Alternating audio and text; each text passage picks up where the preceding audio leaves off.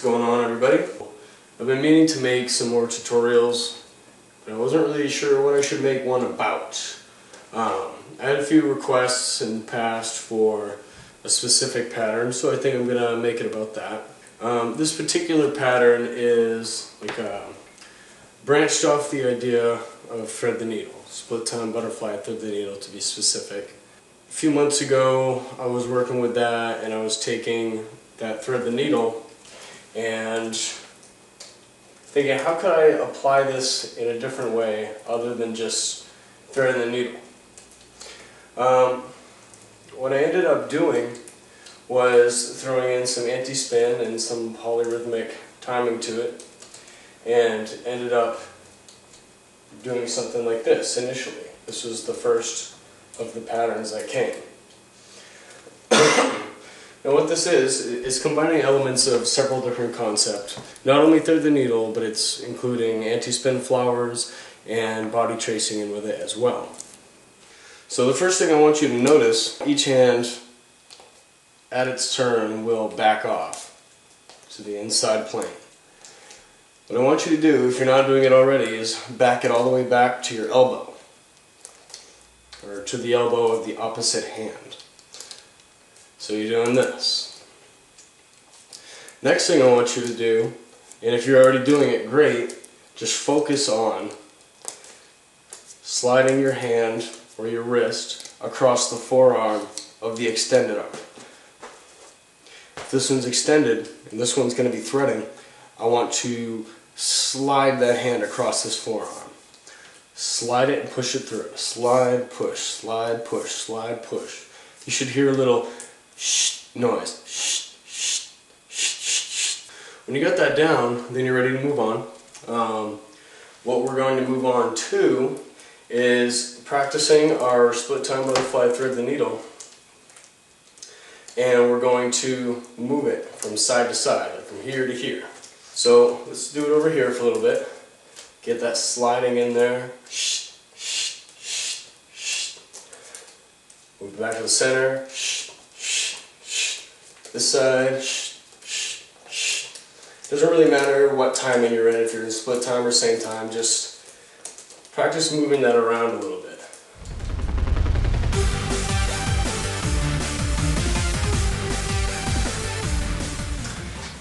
What we're going to do, nom nom. Okay, now what we're going to do is work through a slightly different timing arrangement. Rather than threading the needle here and then threading it here and then threading it here, what we're going to focus on is doing something more along the lines of this. If we have one hand out here and the other one is spinning here, and we're in butterfly, we're going to push through, and then this hand is going to come back here. Alright? At this point, we're going to take this hand, thread it through again all the way to the other side, and then this hand is left to thread through here. And then we switch again. Oops. Underside, always on the other side. Switching, coming across, threading, switching, coming across, thread switch, across, thread and switch.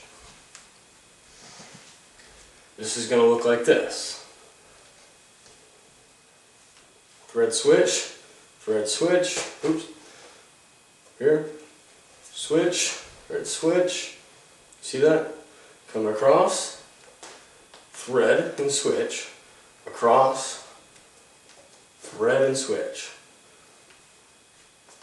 Practice that for a little bit. It'll be a little bit easier to just take it step by step. Here, thread and switch, thread and switch.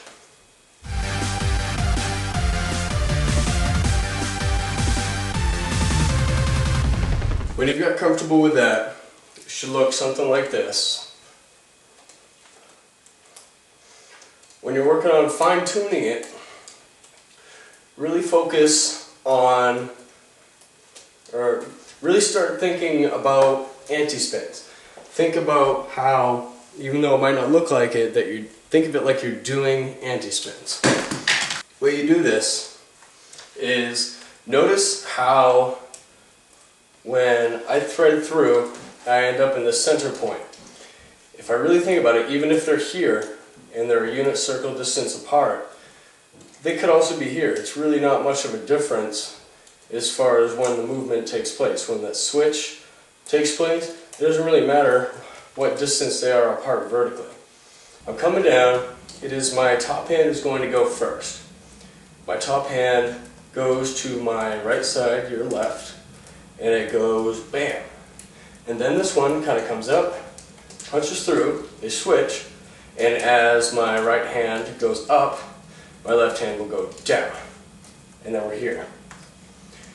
And then once again, my top hand goes down first to my left. Simultaneously, my bottom poi comes up and switches. And then we go like that. I'm making a hand path that looks like this. Let me adjust this again. Oops, wrong way. This way, yeah. So I'm making a hand path that looks like this. Bam, bam, bam, bam, bam, bam.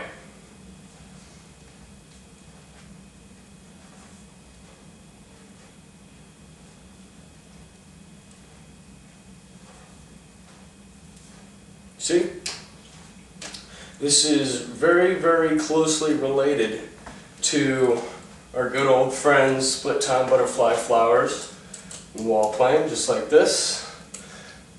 But we're going to throw in that slight twist of the threading of the needle. As you get right from here, bam, threading that needle. You can throw it in and it's almost completely unnoticeable. You really have to accent it to show that you're not doing a regular split time butterfly flower.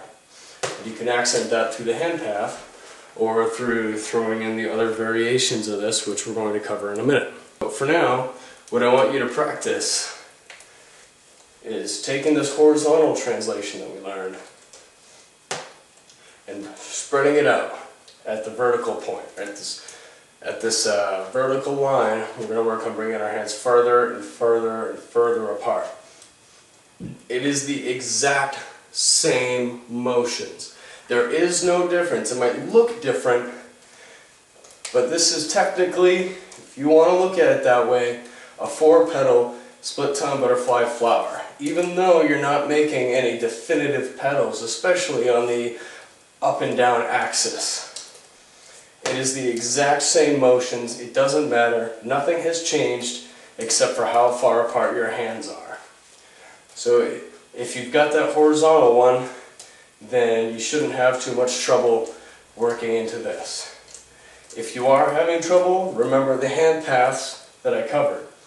On this bottom side is the tricky part, because as opposed to our split time butterfly flowers going this way in a full circle, these bottom halves are kind of sectioned off like this. We're not actually making this part of that circle. We're taking the inner path.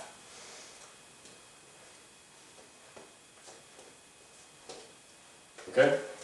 So play with that for a little bit, and we'll come back.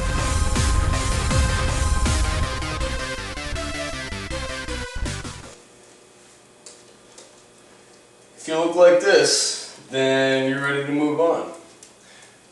Oh, you do? Okay, well then let's move on. If you just imagine this whole circle in front of you as being sectioned off in quarters, like a pie, then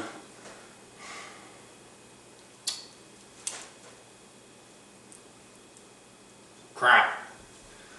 This pattern can be applied to each of these quarters individually. This involves a little bit of float work, particularly on the vertical axis. What we're going to do is, if we start off on this horizontal translation that we started off with to begin with, you can take, if you anti-spin up to this top petal, just like we would when we go here to do the full 4-petal flower, how we would come up and down like this, we're going to take the top hand and go up, but the bottom hand, instead of going down, it's going to stay center. Okay? So, play with that, coming here, and then across. Okay? Try it again. Here, oops, here, and then across. Here, then across.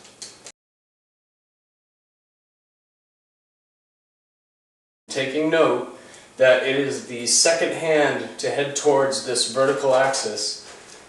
The second hand to come to this vertical axis is the one that anti-spins up. Okay? And we notice this when we're here. We threaded, this left hand is the first one here. The second hand here is the one that's left out here. And it goes up, right? So we made note of that.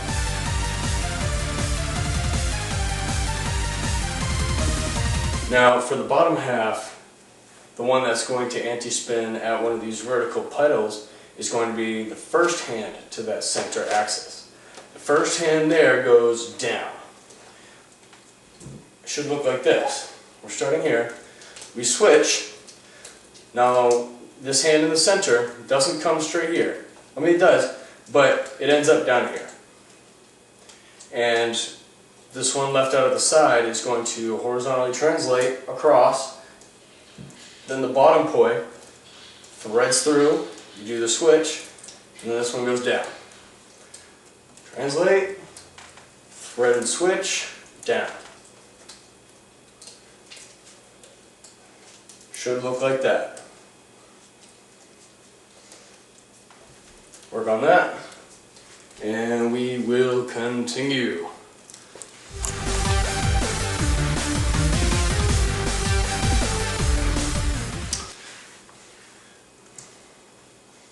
Okay, so now we've covered both of these halves, and where do we go from here? Well, the next logical step in this equation is quarters. So we're going to go to quarters. We're going to focus on each of those individually. Now that we get the halves down, it shouldn't be too hard at this point. We're going to be moving right along. So, we'll start on the top half, and these two quarters. Now, from this pattern, working on just this top half, if we just kind of do a little bounce along the vertical line, you'll feel kind of like doing a cat eye, or two cat eyes. From here, you can go right back into it just by punching your left hand over. Punch it through, switch, cat eyes. Punch through, and this punch happens when it's at the top part right here. Just like it would if we were doing the regular full circle flower or the half circle flower. It happens regardless. Just once your left hand has reached that top point, punch across, switch, cat eyes. Punch, switch, cat eyes. Punch, switch, cat eyes. Same applies to the other side. When your right hand reaches the peak, punch, switch, cat eyes. Punch, switch, cat eyes. And you can do this infinite, forever. Throw in an extra beat to do the switch.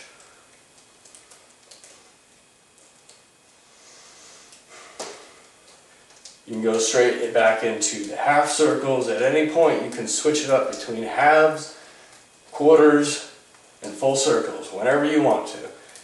Because, fortunately for us, the hand motions remains the exact same throughout any of these patterns. If you've got that hand motion down, it doesn't really matter what you want to do after that, because you'll be able to do it. Because the hand motion never changes. That's the beauty of it.